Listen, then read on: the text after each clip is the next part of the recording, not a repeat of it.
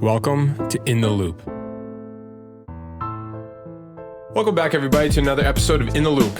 So last week we talked about SEO. This week we're going to talk about Google ad campaigns. And next week we're going to be talking about Facebook marketing. And they all kind of work together. So we're going to be with Katie Kinlaw, Digital Marketing Manager at Punchmark, and Cody Giles, Director of Integrated Marketing at the Smithee Group. And we're going to talk about the pay-per-click model and search engine marketing and what you need to know to get started. This episode is brought to you by Punchmark, the jewelry industry's leading website provider. Join the community of nearly 500 other jewelry stores in choosing Punchmark's easy-to-run and e-commerce-enabled website platform by visiting punchmark.com for your free trial demo. And this episode is brought to you by the Smithee Group, a digital growth agency that helps leaders and businesses dream bigger and achieve multi-generational integrity. Through insights and intelligence, digital marketing, and advertising solutions, they help businesses expand their business and grow their revenue. The Smithee Group has helped hundreds of businesses surpass their goals and believes that whatever your business, whatever your story, they will make it matter to your audience. Thanks and enjoy the show. So, this episode is all about how to build an effective Google ad campaign, and this is In the Loop. So this episode is also brought to you by ClearSale, and we're really excited about them. So we're going to be talking about how to build an effective Google ad campaign, and next week we're going to be talking about Facebook and Facebook ads and marketing through there. So when it comes to it, I saw some statistic that was like 90+% of online ad revenue was split between Google and Facebook. So if you're spending $1 online for advertising, it's probably going to these two. So these two episodes are going to be really important. So make sure you stay tuned. Can you guys kind of give me an overview when you think about Google versus Facebook? Kind of just like walk me through what role they play in an online business these days. Yeah, no, I'm happy to take that intro. So yeah, it's really interesting in terms of the different kind of purposes and uses for like paid search for Google versus paid search specifically through like social, like Facebook and Instagram, and you have to think about it two different ways, right? So I guess in terms of like commonality, you're both able to target people based on location, demographics, gender, interests, household income. So you have the ability on both platforms to be super specific in terms of the types of people that you target. Obviously, Google ads are going to be shown directly through, the search results themselves. So that's directly where people are searching versus Facebook and Instagram, paid ads through social. You're following people directly within their feed themselves while they're not necessarily searching for that particular item. You know what I mean? Gotcha. So there's a little bit of a breakdown, passive. Right? Yeah. So maybe can we just actually one step even farther backwards? Let's start by actually defining like what is a Google ad? What are we referring to when we say that term? Yeah, I'll take that one. I think the interesting part is when we talk about Google ads, there are various elements we could be talking about. So as Katie mentioned, one of them being Google search. So we'll dive into that a little bit later. So we have Google search, you have Google display, you have YouTube ads or video ads, and you also have Google shopping. So when we talk about Google being such a huge part, the same with Facebook having, Facebook and Instagram under the umbrella, it's truly because even though it's Google ads as the umbrella, there are 4 different categories that could fall within that. So the number of properties they own is massive, unlimited amounts of things you can do on the platform. What do you end up referring to most? Is there like one that kind of is far and away the biggest, or do you tend to kind of hit all of them evenly? Yeah, I think it really depends. From my personal experience, Google search tends to be the top priority for most people, and that's where the majority of them put their marketing dollars. And let's kind of give like a quick overview and breakdown of what each of those individual pieces are too, just like super high level. So Google search is going to be those text ads that directly show above the organic search results in the actual, SERPs themselves, either through Google, Bing, et cetera. Because we talk specifically about Google, and that's because Google's the biggest search engine, but I think it's also something to consider that Yahoo and Bing also have their own version of paid ads too. So the text ads directly through the search results. And then we have display, which is going to be, I'm sure you've all seen them. They're basically different types of banner ads that will show up on other websites. So different websites will, allow themselves to be enabled into the display network. So let's say you're on CNN.com. for an example, or another, weather.com, you have the ability to have your ads generated there. YouTube, obviously YouTube ads. And then we have shopping, which is going to be, I'm sure we've all done it. We're in the fall season. Let's say we're looking for fall boots because everyone loves a good pair of fall boots.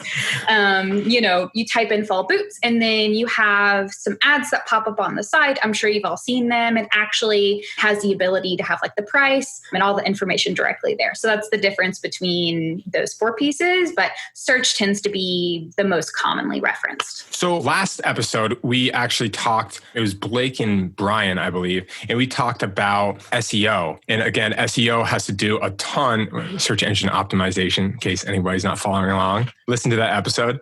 SEO also has to do a ton with Google. So can you kind of just break down very simple terms, Cody, just like the difference between SEO versus SEM and kind of how we target those? Yeah, sure. Just like you mentioned, SEO, search engine optimization. When we think of that, that's really all the organic elements that we can deploy to increase our rankings for our website. So updating the, title tags, the meta descriptions, all elements on the back end of the site. We do that to lift our rankings on the SERP, the search engine result page. When we talk about SEM, it's different because that is search engine marketing. That's Google search when we talk about that. So that element, whenever we run an SEM campaign, that gets us to the very top spot because those first few spaces on the search results page are for ads. So people a lot of times think that you need to do one or the other, not realizing it is a combination of both and then they can work pretty harmoniously together when, hey, maybe we're on the second page from an SEO perspective organically. While we're spending time improving our SEO, we can deploy SEM to get to the very top of the first page while we're doing other things simultaneously. So they can work together. They don't really work separate from one another. Yeah, like peanut butter and chocolate, they say. It's like one is short lasting, but immediate effect. And one is long lasting, but kind of longer effect or like longer to take effect. So very interesting though. I'm very interested when it comes to kind of these action items when it comes to SEM. So can you guys kind of break down some frequently asked questions? I feel like a lot of people are always asking these same blocks. So let's just answer them just for them. What are the difference between clicks versus impressions? And what actually are they between the two?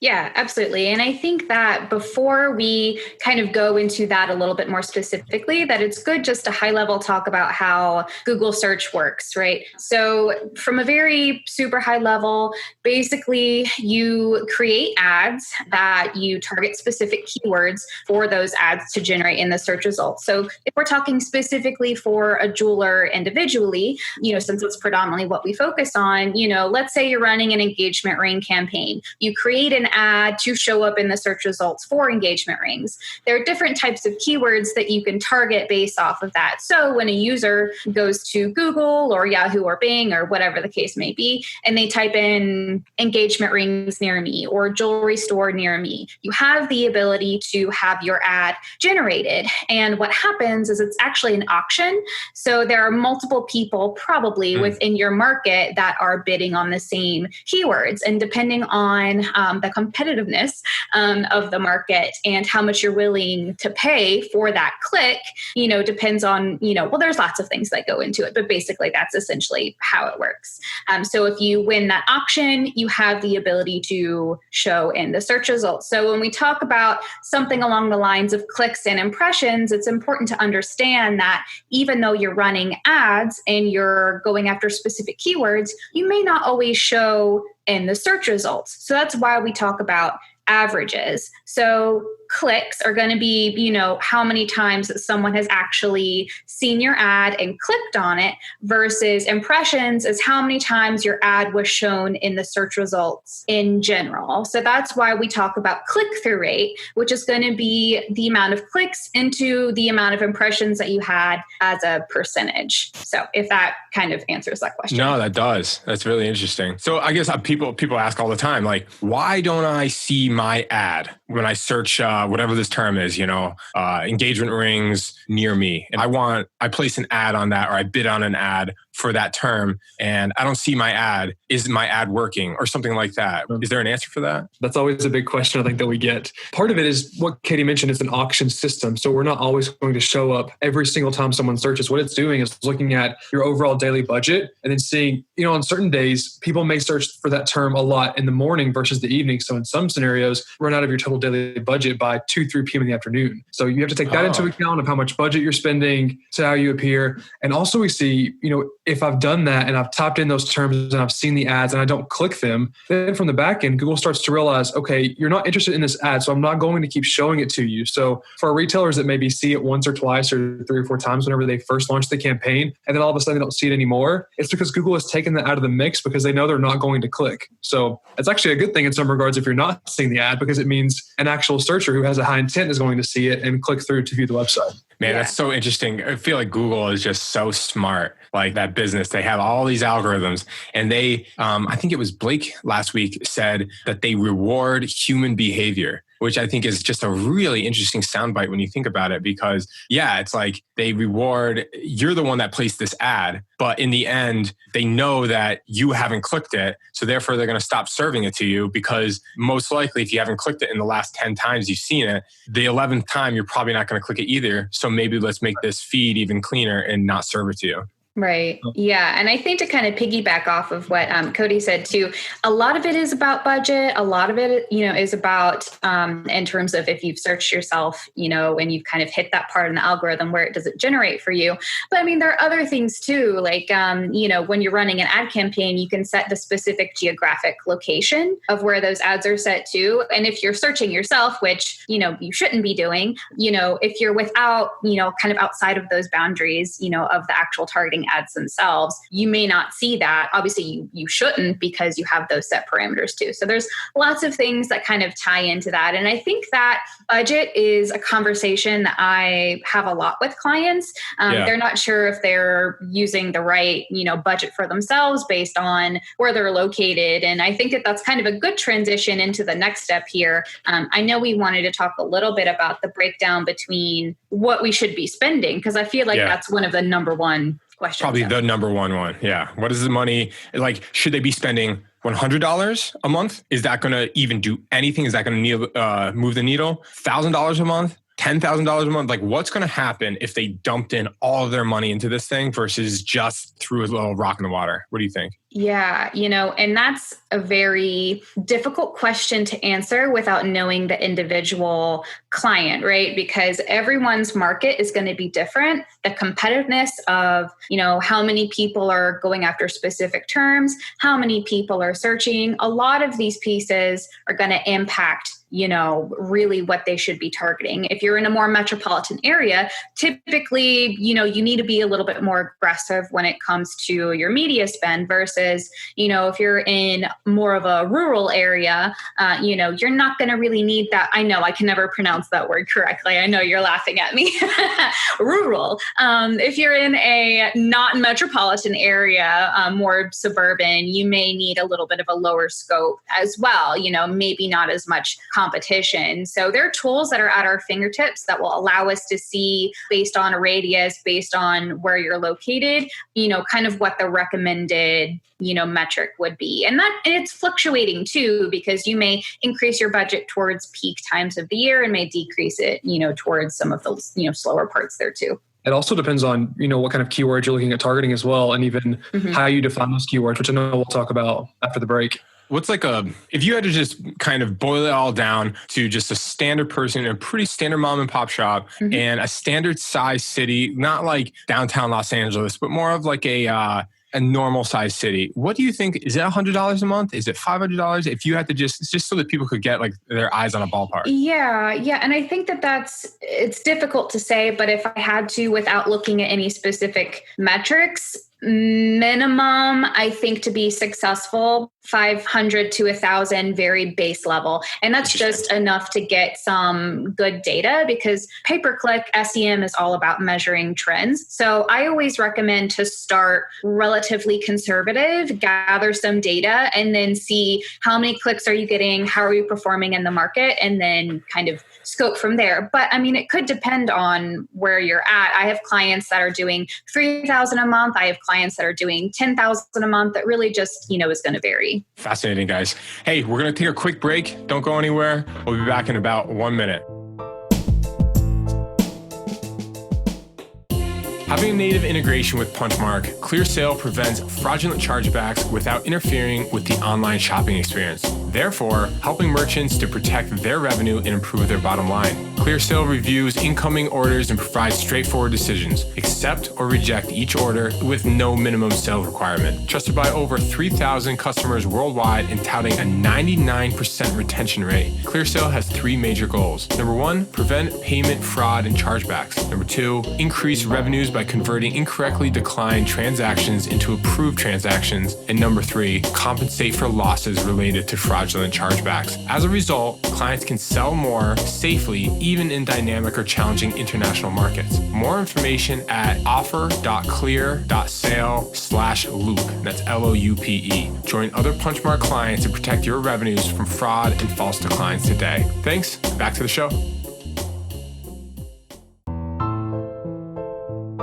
So welcome back, everybody. Maybe we can get into like the nitty gritty of this thing. We've talked about kind of ballpark areas, sort of things, high level concepts. Let's talk about some best practices. First, let's start with Google search, because when I think of SEM, I do kind of think, or when I think of Google ad campaigns, I think of Google search. Let's talk about how it works and maybe talk about some keywords and stuff like that. Sure. Katie talked a little bit about this, but in terms of a Google search campaign, whenever you're going through to set that up, the first stage is really crafting out, what is your overall objective? Are you looking to drive traffic to your website? And that's your goal. Are you looking to generate more sales from your site or reach certain other goals? What I love about Google is that because analytics is also owned by Google, everything connects simultaneously in pretty simple, efficient manner. So all of the goals, if we've set those up on analytics, are able to be tracked with ads as well. So whenever we're setting up a campaign, we can set them up for specific goals that have already been set up on our website. So the first step is going through there to define what is the overall goal of the campaign. Once you've done that, now you move on to setting up, your date range for how long you want to run the campaign, how much you want to spend. Also, if you wanted to use any kind of demographic variables. So if we only wanted to show to people of a certain age or of a certain gender, we can also do income if we wanted to. Katie mentioned, locations. We'll go through and set up our locations, put in all of that data. And then the next step from there is actually choosing the keywords. So now we can look and see what keywords we want to define, what the campaigns is looking to target or who they're looking to target. I think we'll get into keywords a little bit more. Yeah, I was going to say maybe just because when I think of keywords, I think of the word engagement ring or engagement.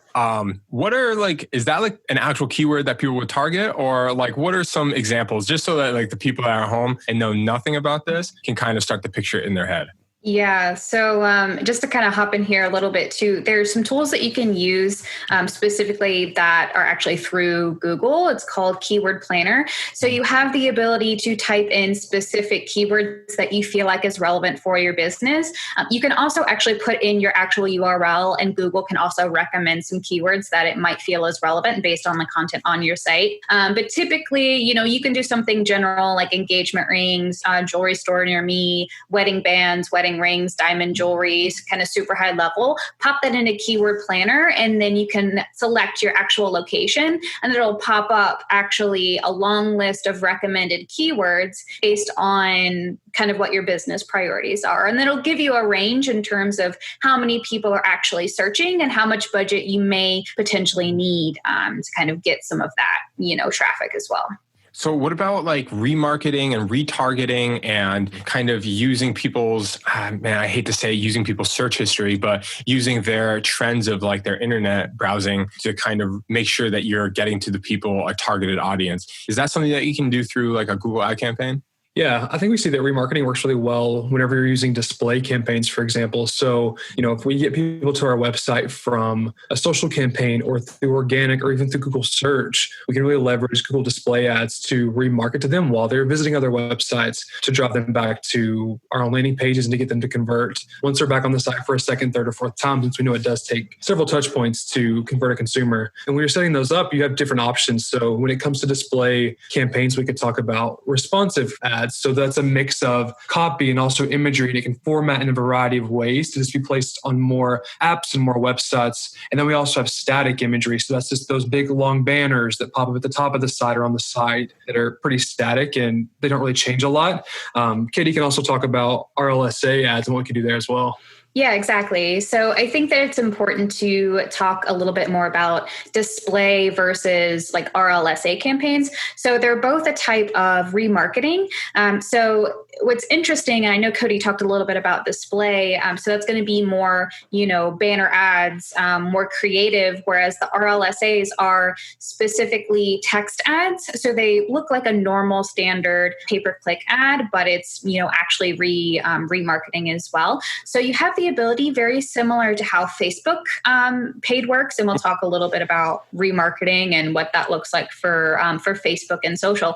But you have a pixel, and then you are able to set up a custom audience directly in AdWords, and then retarget to people based on people that have interacted with your site or individual pages as well. And it just looks like a standard text ad. So there's tons of different capabilities in terms of remarketing, depending on kind of what your needs are. And display actually tends to be a little bit cheaper in terms of cost per click versus like standard text ads too. So it's something to consider when you're kind of leveraging your budget and what that looks like too.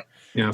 I see ads pop up all the time, like when I'm browsing Reddit or when I'm browsing just Facebook in general, or if I'm like going around. I think that I'm pretty sure that Google thinks that I'm like the most indecisive bachelor of all time, because I'm looking at engagement rings nonstop and jewelry nonstop because I'm always on jewelry websites. Are those Google ads most likely, or what do you think that those typically are, if you had to guess? Yeah, they can be. I do believe that Reddit has its own ad platform, so you can actually advertise individually. But, for Google, for example, absolutely. And when you're doing something like display, the targeting, as Katie's mentioned, is often similar to what you would find on Facebook, to target on Facebook and Instagram. You have different categories, some being in market. So more than likely, you're probably in market for fine jewelry and all these categories because you search so frequently and you're on these websites. Other ones, for example, are affinities. There's one more category as well, but you can use a mix of those to kind of come up with what your interests are and where you're at on the spectrum. So in market, you're pretty close to a purchase, they think. So you kind of can get categorized a few ways there. Joke's on them. I am not.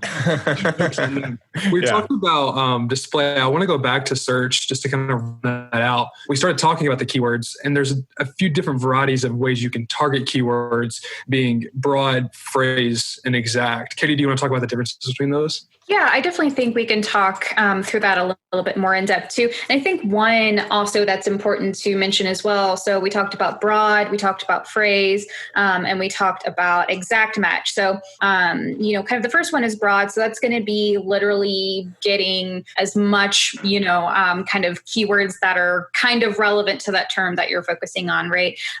So let's say, I don't know, for example, we're, targeting luxury jewelry or luxury cars. You have the ability to have your ad generate for like luxury apartments or, something that maybe isn't super relevant, but because you're targeting a broad match, it can really pull anything that's kind of relevant for some of the keywords that are within that specific phrase.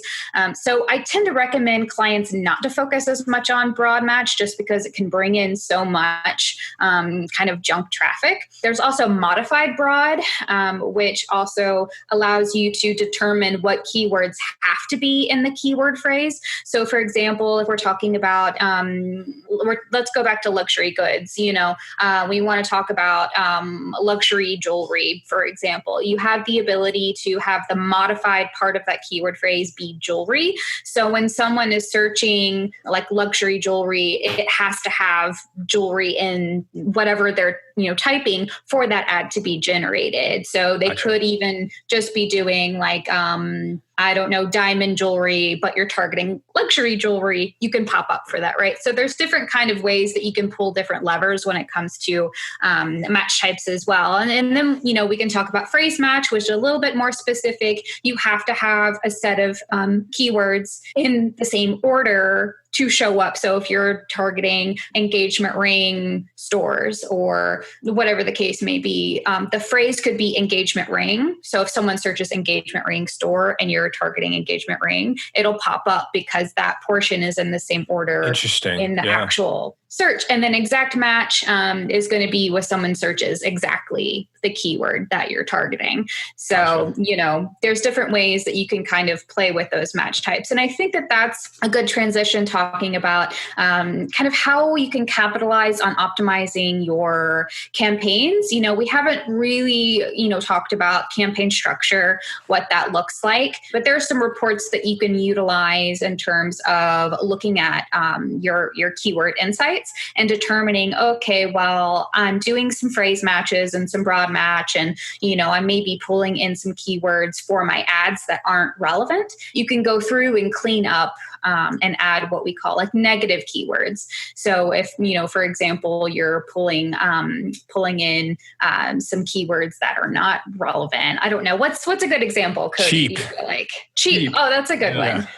Yeah. So you want to show up for engagement rings, but you probably don't want to show up for cheap engagement rings, right? So you can go in and select cheap as a negative keyword. So when someone searches that in a phrase, you're not going to show up for that too. Yeah. Or fake or discount. Or fake exactly. Yeah. I think it's important too. We're talking about all of these different types of keywords that you can broad, phrase, exact. This is where budget also comes into play, because you can quickly run through a budget if you just have fully broad terms that you're bidding for, because you're picking up so many extra terms outside of your set, versus when you go to an exact phrase, like you go to exact and that's how you're bidding for your keywords, the ads are only popping up for those very specific terms. So you can get a lot more out of your budget. You may find that sometimes your cost per click goes up because it's serving to less people. Everything kind of shrinks down, but the quality of that traffic can be pretty high at that point. Katie was mentioning just other things we could do as we're looking to optimize. One of my favorite is the auction insights tool. So once we've launched the campaigns, we then have the ability to look back at the keywords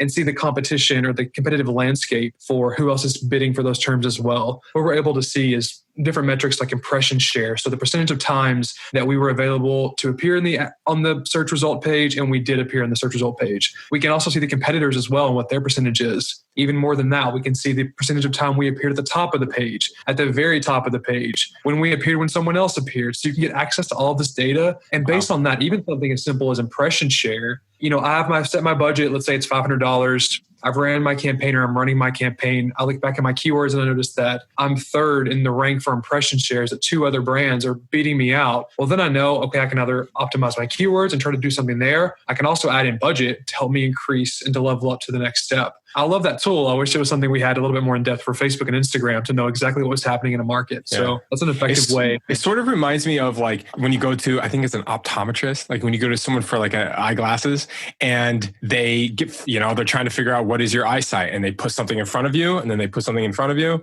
and they start to dial in, they get it down to the exact match for you. So it sounds like to me, like when you first start a campaign, it's like, yeah, you're going to just throw a whole bunch of stuff in front of it. Maybe it's not the perfect match, but as you get closer, we're going to start to kind of really get it going. So your cost per click goes down, and the quality of your targets goes up.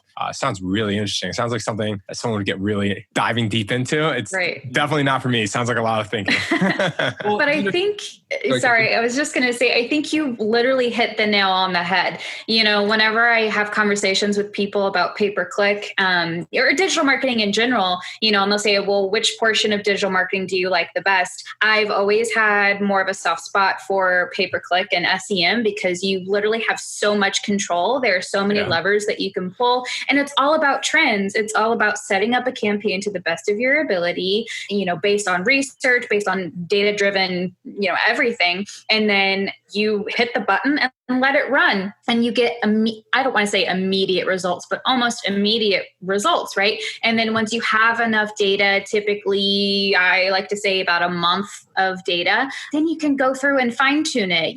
Does this ad perform better than this ad? We call it A/B split testing, similar ads, but maybe the call to action is a little bit different, like what phrase, what's the one thing that's going to get people to click on my ad, and fine tune it.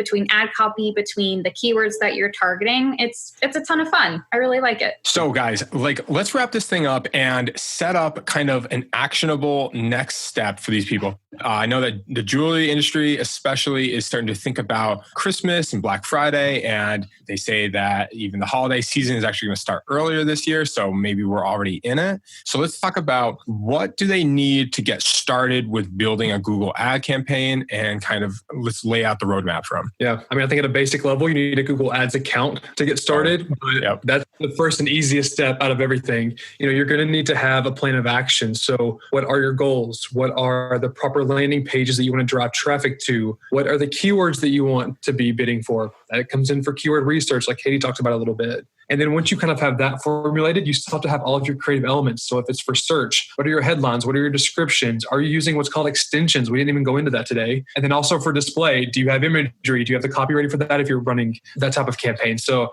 it's a lot that you need to get started once you decide, okay, I want to get going with this. Yep. So what about the holidays are coming up? When do you think that these people should be starting their ad buys?